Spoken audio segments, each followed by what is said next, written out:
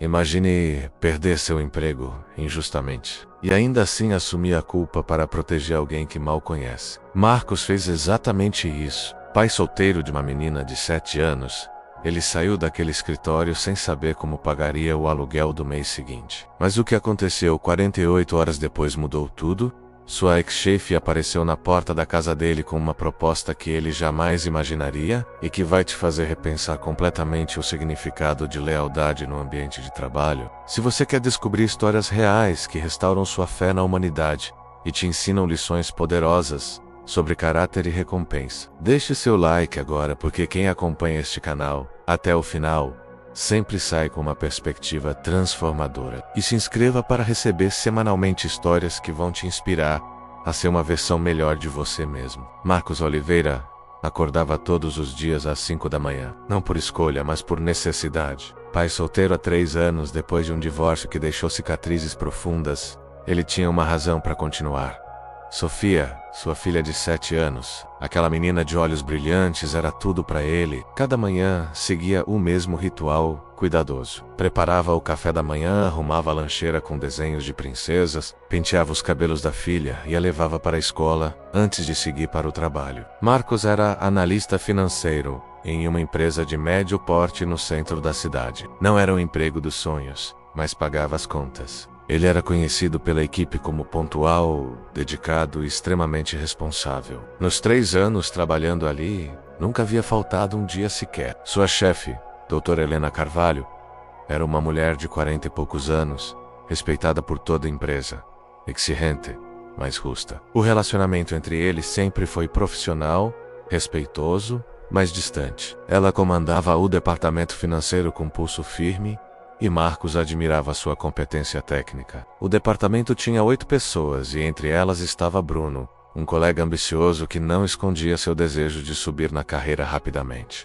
Mas tudo estava prestes a desmoronar, e de uma forma que Marcos jamais poderia imaginar. A rotina de Marcos era puxada. Depois do trabalho, das 8 às 6 da tarde, ele buscava Sofia na escola. Jantavam juntos, faziam a lição de casa, e só depois que a menina dormia, ele tinha um tempo para si. Geralmente eram apenas algumas horas de sono antes do alarme tocar novamente às 5. Os finais de semana eram sagrados, dedicados 100% a Sofia.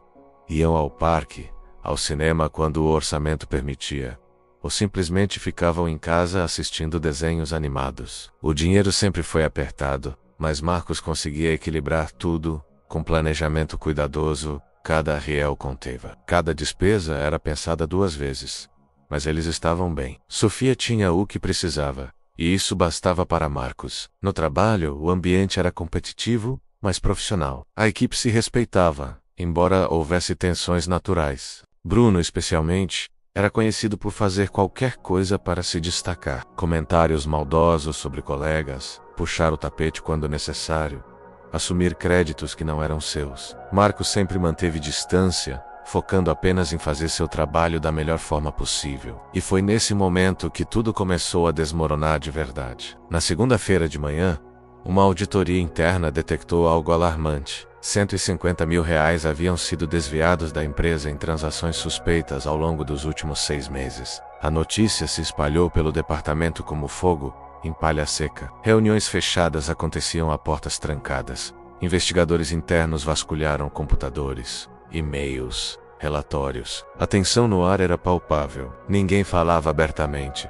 mas todos se olhavam com desconfiança. Marcos sentiu o peso daqueles olhares, embora soubesse que não tinha nada a esconder. Mas algo o incomodava. Nos últimos dias ele havia notado irregularidades pequenas nos relatórios que Bruno entregava, números que não fechavam completamente, referências a transações que Marcos não conseguia rastrear. Numa tarde, quando todos já haviam ido embora, Marcos decidiu investigar por conta própria. Acessou o sistema, cruzou dados, verificou e-mails arquivados. O que descobriu o deixou gelado. As transferências suspeitas tinham sido feitas do computador dele. Seu login, sua senha. Mas Marcos sabia, com absoluta certeza, que não havia feito aquilo. E foi nesse momento que Bruno disse algo que paralisou Marcos completamente. Na manhã seguinte, Bruno chegou mais cedo que o normal. Marcos já estava lá, esperando. Eles precisavam conversar. Quando Bruno viu a expressão no rosto de Marcos, entendeu imediatamente. Sua pele ficou pálida. As mãos começaram a tremer. Marcos fechou a porta da pequena sala de reuniões e mostrou o que havia descoberto. E-mails deletados, que ele havia recuperado. Transferências feitas com credenciais manipuladas. Rastros digitais que apontavam claramente para Bruno como o verdadeiro culpado. Por alguns segundos, houve apenas silêncio. Então Bruno desabou. Literalmente. Caiu de joelhos no chão, lágrimas escorrendo pelo rosto. Ele contou tudo. A mãe dele estava com câncer terminal. O tratamento experimental era a única chance dela, mas custava uma fortuna que o plano de saúde não cobria. Bruno estava desesperado. Mostrou fotos no celular. A mãe no hospital, magra, frágil, irreconhecível. Marcos sentiu o estômago revirar. Ele sabia o que era perder uma mãe. A dele havia falecido quando ele tinha apenas 15 anos. Aquela dor ele conhecia bem. Bruno implorou, com a voz quebrada, que Marcos não o denunciasse. Pelo menos, não ainda. Só até a mãe terminar o tratamento. Na manhã seguinte, na reunião decisiva com a Raco, Marcos tomou a decisão que mudaria tudo. A sala estava em silêncio absoluto. Presentes estavam Marcos, Bruno, doutora Helena Carvalho e 2 representantes do ARRAC. Os investigadores apresentaram as evidências de forma metódica e fria. Todas as transferências haviam sido feitas usando o login de Marcos. Os e-mails comprometedores estavam em seu computador. Os relatórios falsos tinham sua assinatura digital. Tecnicamente, todas as provas apontavam para ele. Helena observava tudo com expressão séria, os braços cruzados. Seus olhos alternavam entre os papéis na mesa e o rosto de Marcos. Ela esperava que ele se defendesse, que explicasse, que negasse. Mas Marcos permaneceu em silêncio por longos segundos. Olhou para Bruno, que estava sentado ao seu lado com a cabeça baixa, incapaz de encontrar seu olhar. Marcos pensou em Sofia, pensou nas contas, pensou em como seria difícil encontrar outro emprego, mas também pensou na mãe de Bruno, morrendo naquele hospital. E então, com voz firme, Marcos disse apenas 5 palavras que mudaram tudo. Fui eu. Assumi riscos irresponsáveis. O choque foi visível no rosto de Helena. Ela esperava qualquer coisa menos aquilo. Mas enquanto Marcos caminhava para o estacionamento desempregado, ele não fazia ideia do pesadelo, que estava apenas começando. A demissão foi imediata. Justa causa. Sem direito a cegar o desemprego, sem indenização, sem nada. Marcos recolheu seus pertences pessoais em uma caixa de papelão, enquanto todos no escritório o observavam em silêncio constrangedor. Helena permaneceu em sua sala, observando pela janela de vidro. Seu rosto demonstrava algo além de decepção. Havia confusão ali. Desconfiança, talvez, mas ela não disse nada. Marcos desceu de elevador sozinho, carregando aquela caixa e um peso muito maior no peito. No estacionamento, sentado dentro do carro, ele finalmente permitiu que a realidade o atingisse. Tinha R$3.200 na conta. O aluguel era R$1.800. As despesas mensais somavam R$2.500. Matematicamente, ele tinha reserva para um mês. Talvez 2 se cortasse tudo que não fosse absolutamente essencial. A primeira noite foi a mais difícil. Marcos chegou em casa às 3 da tarde, muito antes do horário normal. Sofia estranhou, mas ficou radiante. Pai chegou cedo, ela gritou, pulando em seus braços. Marcos a abraçou com força, tentando esconder as lágrimas. E então, na 3ª semana, quando Marcos estava prestes a pedir dinheiro emprestado à família, algo extraordinário aconteceu. Mas antes disso, os dias se transformaram em um borrão de desespero silencioso. Marcos acordava cedo, mesmo sem ter para onde ir. Enviava currículos, obsessivamente. 10, 15, 20 por dia, mas a demissão por justa causa era uma mancha impossível de esconder. Nas poucas entrevistas que conseguiu, a mesma pergunta surgia sempre. Por que saiu do emprego anterior? E Marcos não conseguia mentir. 15 entrevistas em 18 dias. 0 propostas. As contas começaram a atrasar. Primeiro a internet, depois o streaming que Sofia adorava, o cafezinho diário no caminho para buscar a filha foi cortado. As idas ao supermercado se tornaram cada vez mais básicas. Arroz, feijão, frango, ovos, nada de supérfluos. Sofia percebeu quando ele cancelou as aulas de balé. Aquelas aulas eram o momento favorito da semana dela. Pai, Por que eu não posso mais dançar? Ela perguntou com lágrimas nos olhos. Marcos inventou uma desculpa sobre reformas no estúdio. Mas a mentira doeu mais do que a verdade doeria. À noite, depois de colocar Sofia para dormir, Marcos se trancava no banheiro e chorava em silêncio. Mas Helena não estava ali apenas para contar a verdade. Ela tinha uma proposta que Marcos jamais esperaria. Era sábado de manhã, dia 18 após a demissão. Marcos estava de pijama ainda, olhando contas atrasadas espalhadas na mesa da cozinha, quando a campainha tocou.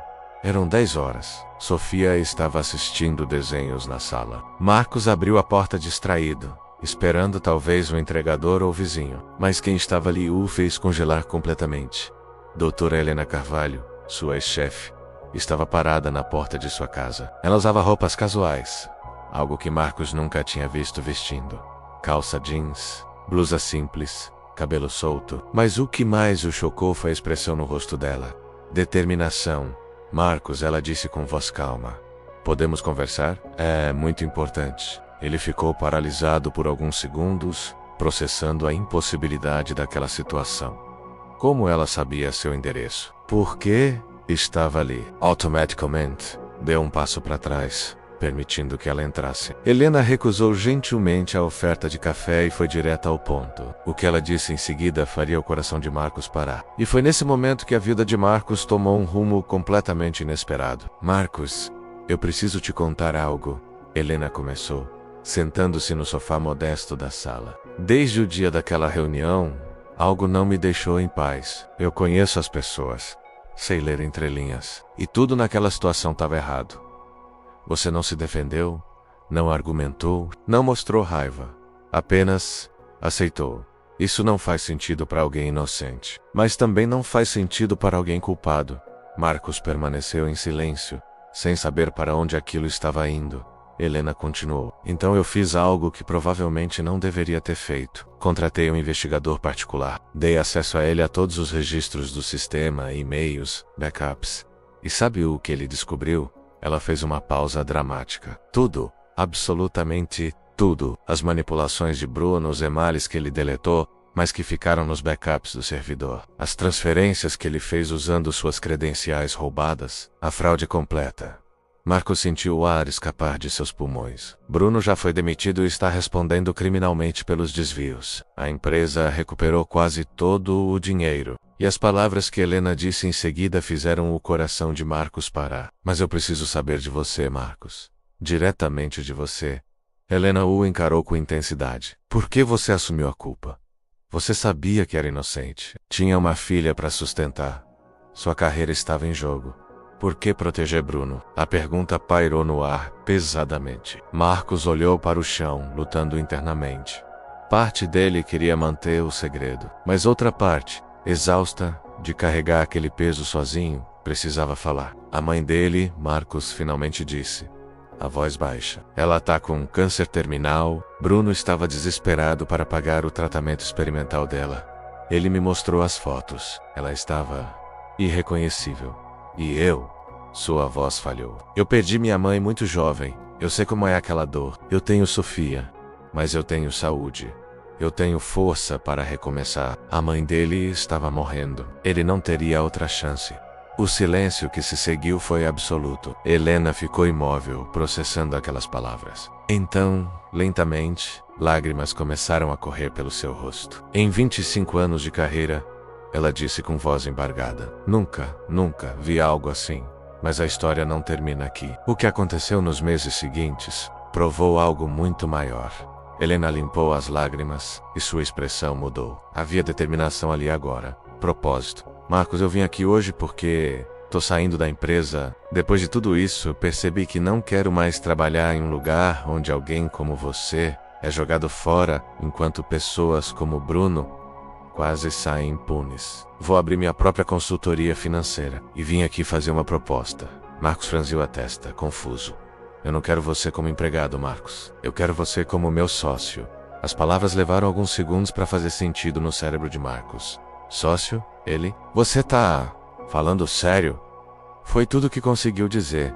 Helena sorriu. Absolutamente sério. Sociedade 30, 70 inicialmente, você com 30% salário fixo superior ao que você recebia, mais participação nos lucros. Horário flexível porque eu sei que Sofia precisa de você.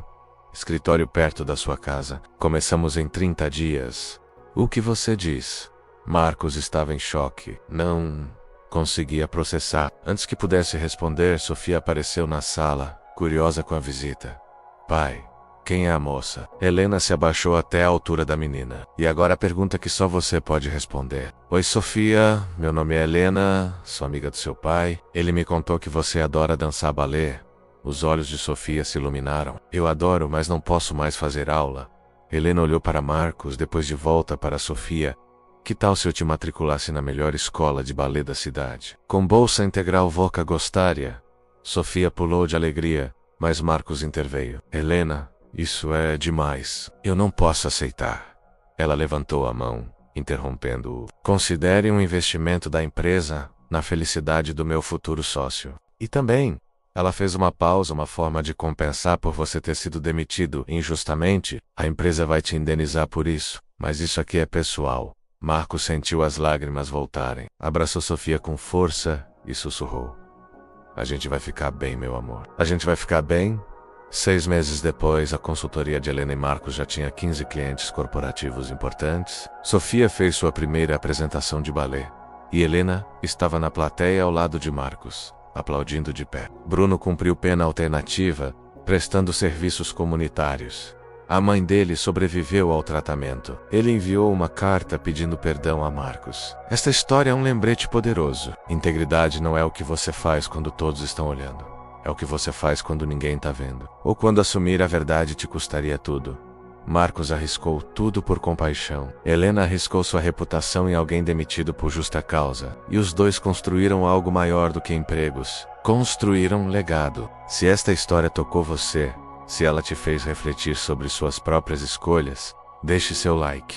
Isso ajuda o algoritmo a levar esta mensagem para mais pessoas que precisam ouvir. E se você quer continuar recebendo histórias que não apenas entretêm, mas transformam sua perspectiva sobre trabalho, caráter e relacionamentos, Sergipe, inscreva no canal e ative o sininho. Porque aqui nós não contamos apenas histórias, nós compartilhamos lições de vida que você pode aplicar amanhã. Deixe nos comentários, você teria coragem de fazer o que Marcos fez?